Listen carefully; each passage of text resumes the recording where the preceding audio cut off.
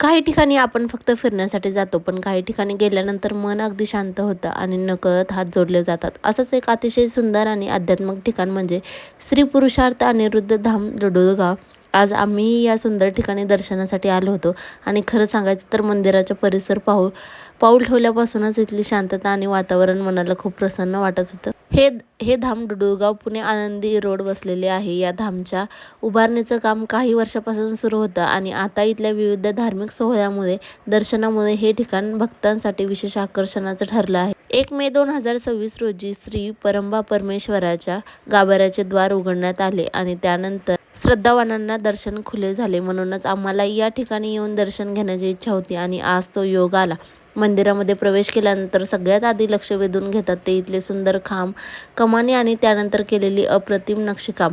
प्रत्येक छोटासा भाग खूप बारकाईने सजवलेला असतो आणि वरच्या बाजूला केलेली शिल्पकला पाहताना तर काही क्षण आपण फक्त तेच निहाळत राहतो. इथे आल्यानंतर जाणवतं की हे फक्त एक मंदिर नसून भक्ती, अध्यात्म आणि सुंदर कलाकुसरीतून एक सुंदर संगम आहे. मंदिराच्या सभामंडपाचे भाविक दर्शनासाठी रांगेत उभे होते. कोणी शांतपणे नामस्मरण करत होतं, कोणी हात जोडून प्रार्थना करत होतं, तर काही जण आपल्या कुटुंबासोबत दर्शनाचा हा सुंदर क्षण अनुभवत होता.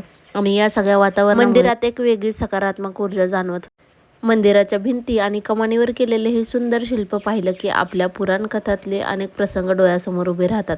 इतकी सुंदर आणि बारकाईने केलेली कलाकुसर पाहताना खरंच कौतुक वाटतं. आणि आता येतो तो संपूर्ण दर्शनाचा सगळ्यात खास क्षण. समोर देवीची भव्य आणि अतिशय सुंदर मूर्ती पाहिल्यावर काही क्षण खरंच शब्द सुचत नाहीत. देवीचं तेजस्वी रूप, सुंदर अलंकार आणि आजूबाजूची सजावट सगळंच खूप सुंदर दिसत होतं. देवीसमोर उभं राहिल्यानंतर मनात एकच भावना येते. आपण आयुष्य कितीही धावपळ करत असलो, कितीही चिंता असल्या, कितीही गोष्टी मनात सुरू असल्या, पण देवासमोर काही क्षण शांतपणे उभं राहिलं की मनाला एक वेगळाच आधार मिळतो. आज आम्ही देवीसमोर हात जोडून आमच्या कुटुंबासाठी सुख, समाधान, आरोग्य आणि चांगलं आयुष्य मागितलं आणि सगळ्यात महत्त्वाचं म्हणजे देवीचा आशीर्वाद असाच आमच्या संपूर्ण कुटुंबावर राहू दे हीच मनापासून प्रार्थना केली. कुटुंबासोबत एखाद्या धार्मिक ठिकाणी दर्शनाला जाण्याची गोष्टच वेगळी असते. आपल्या आवडत्या माणसासोबत देवासमोर उभं राहून केलेली प्रार्थना हा क्षण कितीही सुंदर फोटोमध्ये कैद केला तरी त्याची भावना पूर्णपणे शब्दात सांगता येत नाही. आज आमच्यासोबत आमचं छोटंसं कुटुंबही होतं, त्यामुळे हा दर्शनाचा अनुभव आमच्यासाठी आणखीन खास झाला. मंदिराच्या परिसरात सद्गुरूंच्या स्मृतीचा आणि त्यांच्या आध्यात्मिक विचारांना समर्पित केलेले विविध भागही पाहायला भेटले. इथे भक्तीबरोबरच अध्यात्म, साधना आणि सेवाभाव यांना महत्त्व दिलं जातं. आणि या पादुकांचं दर्शन घेताना तर मन आपोआप नम्र झालं. कारण किती मोठे झालो, किती काही मिळालं तरी देवासमोर आल्यानंतर आपण फक्त एक भक्त असतो आणि कदाचित भक्तीची खरी सुंदरता हीच आहे बरं का.